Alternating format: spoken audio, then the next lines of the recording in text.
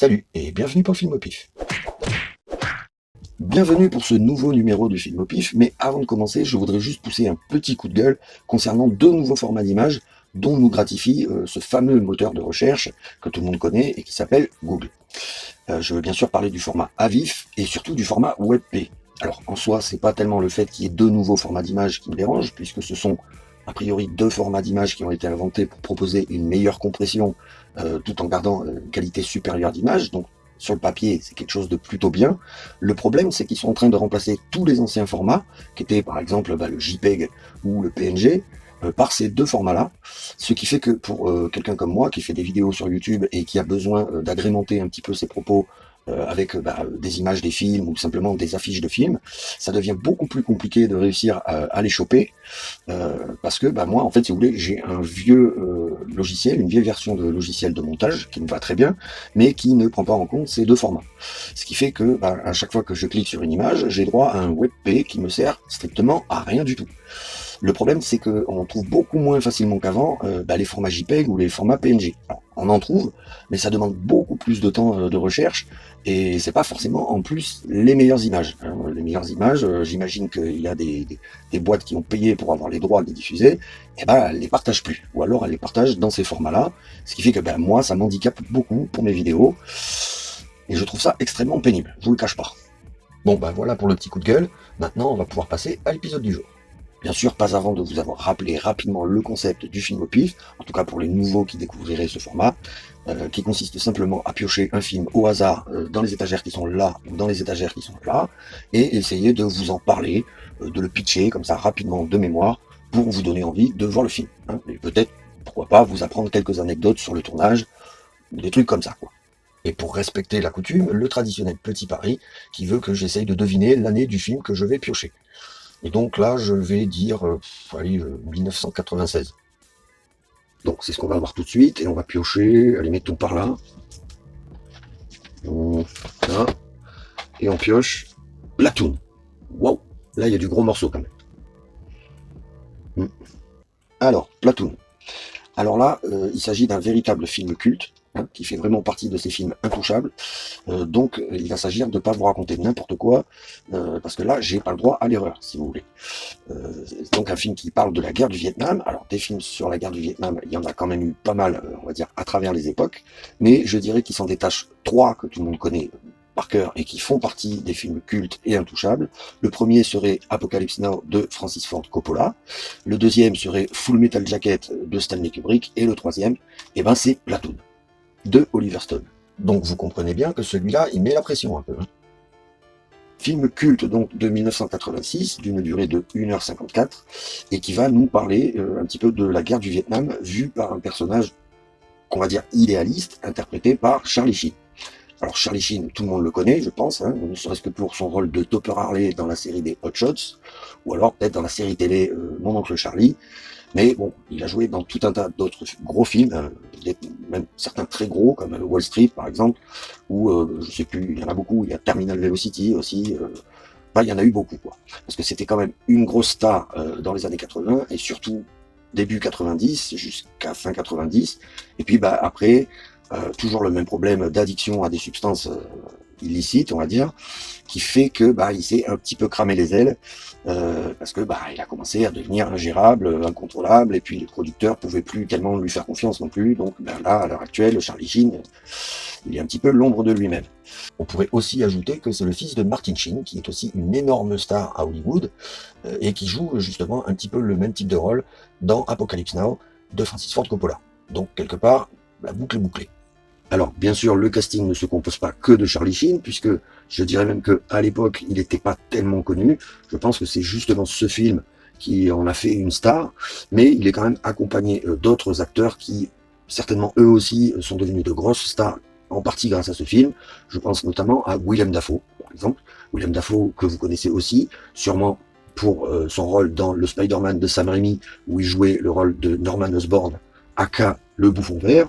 Mais bon, c'est un acteur qui a lui aussi une bonne gueule, comme j'en ai parlé notamment pour Dennis Hopper dans Waterworld ou encore pour Mads Mikkelsen dans l'épisode sur Indiana Jones 5. Bon, ben là encore, Willem Dafoe, on a affaire à un acteur qui a une gueule, et bien souvent une gueule de méchant, puisque on l'a aussi vu souvent jouer les méchants, notamment dans le Spider-Man de Sam Raimi, mais aussi dans, je crois, il joue un rôle de méchant dans Existence de David Cronenberg, et il joue aussi, par exemple, dans Speed 2. Voilà, c'est le méchant dans Speed 2. Et puis, tout un tas d'autres rôles. Et personnellement, j'ai toujours trouvé que cet acteur avait la tronche parfaite pour interpréter le Joker. Bon, malheureusement, c'est pas lui qui a eu le rôle, et puis bon, maintenant, il commencerait à avoir un petit peu trop de bouteilles pour l'incarner. Donc, tant pis, quoi. Il a joué le bouffon vert, déjà, c'est pas si mal.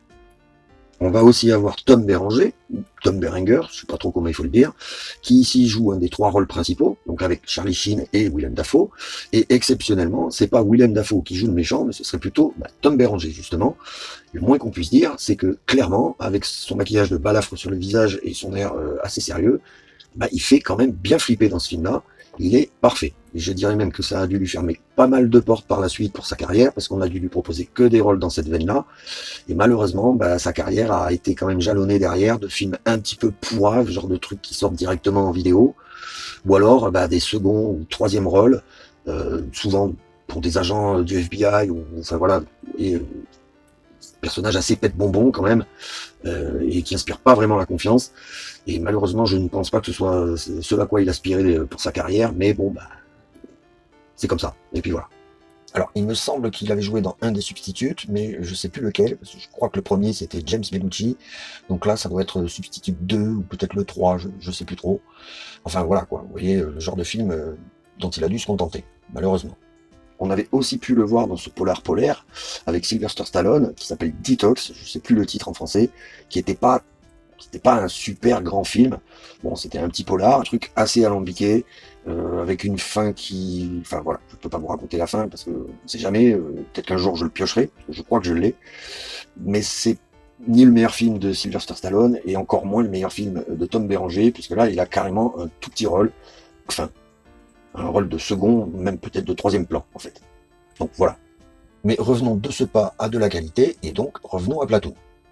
Et comme c'est souvent le cas dans les films de guerre, en tout cas les très bons, même au niveau des seconds rôles, on va retrouver de potentielles grosses stars, ou en tout cas de très bons acteurs. Je pense notamment à Johnny Depp, qui signe ici son tout premier rôle. Alors, je sais que certains vont dire que son premier rôle c'était dans le premier Freddy, Les Griffes de la Nuit, mais il me semble que Platoon a été tourné avant, donc on va dire que là, il trouve ses 2 premiers rôles, et on sait tous ce que Johnny Depp est devenu depuis. On va aussi trouver des acteurs comme Keith David. Alors, Keith David, on le connaît tous sous le visage de Childs dans l'excellentissime et hyper culte The Thing de John Carpenter, qui est un film que j'ai aussi pu traiter dans une précédente vidéo du film au pif, mais qui n'est, vous le savez, à force de le dire, pas sur cette chaîne, mais qui finira par y arriver. Et puis, Keith David, on a aussi pu le voir dans Marie à tout prix, où il joue le père de Marie, qui fait des farces, tout ça. On a aussi pu le voir, notamment, je crois, dans Armageddon, ouais, c'est dans Armageddon, où il joue le général des armées. Enfin voilà, Keith David, c'est un très bon acteur qu'on a souvent vu. Il est même d'ailleurs dans Volcano aussi, et qui est un peu un acteur passe-partout, on va dire. En tout cas, une valeur sûre, quoi. Bon, je vais pas faire tout le casting au complet, mais en tout cas, il y a beaucoup de visages très connus. Je crois même qu'il y a Tony Todd. Vous savez, Candyman, qu'on a aussi pu voir dans Destination Finale. Enfin bref, vous m'avez compris, quoi. Au niveau de la réalisation, c'est Oliver Stone qui s'y colle. Alors Oliver Stone, on le connaît pour ses films qui sont quand même relativement engagés, ou tout du moins qui cherchent à mettre un grand coup de pied dans la fourmilière, bien souvent. Je pense notamment à l'excellentissime JFK, que vraiment je recommande à tout le monde, qui parle donc de ce qui s'est passé autour de Kennedy, et qui ouvre pas mal de pistes qui jusqu'ici n'avaient pas tellement été explorées, ou tout du moins rapidement passées sous silence. Il a aussi fait Nixon, un petit peu dans le même genre, avec les histoires qui y a autour de Nixon, les écoutes du Watergate, tout ça. On lui doit aussi des films peut-être un petit peu moins politiques, comme L'Enfer du Dimanche, avec Al Pacino, film qui est vraiment excellent. On va aussi retrouver Cameron Diaz dans ce film, et tout un tas d'autres acteurs, comme Jamie Foxx notamment, mais aussi Dennis Quaid, Aaron Eckhart. Enfin, encore une fois, je vais pas vous faire tout le casting, puisqu'en plus, c'est même pas le film dont on va parler. Mais il est excellent. Et puis, je peux pas parler d'Oliver Stone sans citer cet excellent film que j'affectionne tout particulièrement, et que j'estime être un film culte, qui s'appelle U-Turn, avec Sean Penn, Jennifer Lopez et Nick Nolte, qui est sûrement un film trop méconnu, parce que bon, pour moi c'est vraiment un film vraiment génial. J'adore tout dans ce film, j'adore les cadrages, j'adore l'ambiance, j'adore les acteurs, j'adore tout en fait, tout l'histoire, c'est complètement barré, on est loin de ce que fait Oliver Stone le reste du temps, on est peut-être un petit peu plus proche d'un cinéma à la Tarantino, on va dire là, mais franchement, c'est vraiment très très bon. D'ailleurs, Oliver Stone, c'est aussi lui qui a réalisé Tueur Né, donc sachant que c'est Tarantino qui a écrit le scénario de Tueur Né, vous voyez que quelque part ça se rejoint, et c'est vrai que U-Turn, on est très très proche de cet univers-là, et vraiment il est génial. Bref, revenons à Platoon. Au niveau de la musique, on va avoir un thème très fort et très marquant, parce que vous voyez, rien que de vous en parler, il me revient en tête tout de suite, et qui colle très très bien aux images du film. Il me semble que c'était un morceau de musique classique à la base. Quoi qu'il en soit, il apporte cette touche très dramatique à ce qu'on est en train de vivre, même si je trouve que peut-être il revient un petit peu trop souvent dans le film, mais en tout cas, clairement, il suffit d'entendre 2-3 notes de ce morceau pour tout de suite le raffilier à Platoon. Donc, c'est vraiment la bande originale du film, quoi. On dirait qu'il a été fait pour ça. Donc là, comme l'édition DVD que j'ai du film n'est pas une édition avec les bonus, je vais pas avoir énormément d'anecdotes autour du tournage à vous raconter. Donc, passer tout de suite à l'histoire. Donc le film se présente comme un journal de bord raconté en voix off par le personnage de Charlie Sheen, qui donc, comme je l'expliquais rapidement au début, est un personnage qui était au départ assez idéaliste et qui s'est lui-même engagé pour aller au Vietnam, là où, on va dire, tous ses collègues, tous ses compagnons d'escouade ont été appelés et ont été forcés d'aller à la guerre. Lui, il s'est engagé parce qu'il pensait que peut-être il pouvait amener des choses et tout ça, un petit peu innocent qu'il est, quoi. Mais très vite, il va se rendre compte que c'est pas tout à fait ce à quoi il s'attendait, parce qu'il va se rendre compte que la plupart de ses compagnons sont frustrés d'être là. Il y en a même pas mal qui commenceraient à être traumatisés et en forte dépression due à ce qu'ils ont vu sur le terrain. Et lui, au départ, il va se placer un petit peu comme observateur de tout ça. Mais lui aussi, son cas va vite évoluer au fil des bizutages, corvées de chiottes, et puis les premières sorties avec l'escouade sur le terrain, quoi. Il va vite se rendre compte de l'horreur de la guerre. Et il va vite se rendre compte que la guerre, c'est pas un spectacle auquel on va assister à Disneyland, ni même une petite balade tranquille en forêt pour aller chercher les champignons. Parce que quand tu dois crapahuter avec ton pactage pendant plusieurs jours au milieu de la pampa vietnamienne, avec parfois de l'eau jusqu'à la taille, les sangsues qui te bouffent, les moustiques aussi, et que à tout moment tu risques de te faire aligner par une escouade ennemie parce que tu as eu envie de fumer une cigarette et qu'ils ont repéré le bout incandescent de ta clope, tu commences à changer d'état d'esprit. Jusqu'à ce moment fatidique pour l'histoire, où lui et son escouade vont arriver dans un village de Vietnamiens, soupçonnés de cacher des armes, et où il va se créer une scission au sein même de l'escouade, puisqu'une bonne partie de l'escouade, sous la houlette de Barnes, interprété donc par Tom Berenger, va commencer à se comporter comme des gros barbares. Là-dessus va arriver le personnage de Willem Dafoe, qui lui est totalement contre ce genre de pratique, et ils vont donc commencer un petit peu à se mettre sur la gueule tous les deux. Ce qui fait que il va y avoir une scission au sein de l'escouade, avec d'un côté les pros Barnes et de l'autre côté les pros Willem Dafoe, dont j'ai totalement oublié le nom dans le film. Elias. Le personnage de Willem Dafoe s'appelle Elias dans le film. Donc à partir de ce moment, il y a toute une partie de l'escouade qui va commencer à flipper pas mal pour leur matricule en fait, parce qu'ils savent très bien que Barnes, quand il s'y met et qu'il pète un câble, il peut être très très dangereux. Et il va leur en faire à plusieurs reprises la démonstration. Ce qui fait que à tout moment, ils s'attendent lors d'un déplacement, peut-être même à se faire aligner par ce gars-là, quoi. Ou un de ces gars. Donc c'est la flip intégrale quand même. La bonne ambiance, quoi. Alors je peux évidemment pas vous en dire beaucoup plus, parce que sinon je vais vous griller tout le film. Mais on comprend que c'est un film de guerre, il va donc y avoir pas mal de scènes de bataille, pas mal de scènes assez gore en plus, c'est vraiment bien réalisé. Oliver Stone quand même maîtrise son sujet, d'autant qu'il me semble même que c'est plus ou moins basé sur son histoire personnelle. Je crois que le personnage interprété par Charlie Sheen, c'est plus ou moins Oliver Stone lui-même. Je crois qu'il avait fait la même démarche, lui, quand il est parti au Vietnam. Il me semble que il s'était engagé de lui-même. Et qu'il l'a peut-être un petit peu regretté par la suite.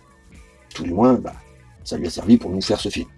Mais bon, au final, c'est quand même plus ou moins ça le message du film, que la guerre, ça rend surtout à moitié fêlé, ça fait des barbares, des gens qui font des trucs qui peut-être ne feraient, je l'espère en tout cas, ne feraient jamais dans la vie de tous les jours, et qui, une fois qu'ils rentrent chez eux, sont quand même pas mal traumatisés. Notamment, comme le personnage de John Rambo. C'est tout à fait ça. Voilà. Des mecs qui ont vu des trucs, ou qui ont même fait des trucs, qui se reprochent, qui regrettent, et puis voilà. Voilà ce que ça fait, la guerre, en gros. Hein. Oliver Stone va aussi en profiter pour glisser rapidement un petit tacle sur le côté surprotecteur du gouvernement américain et sa capacité à fermer les yeux sur certains actes plus que douteux commis par pas mal de ses soldats. Ouais, bon ça j'imagine que c'est dans toutes les armées malheureusement.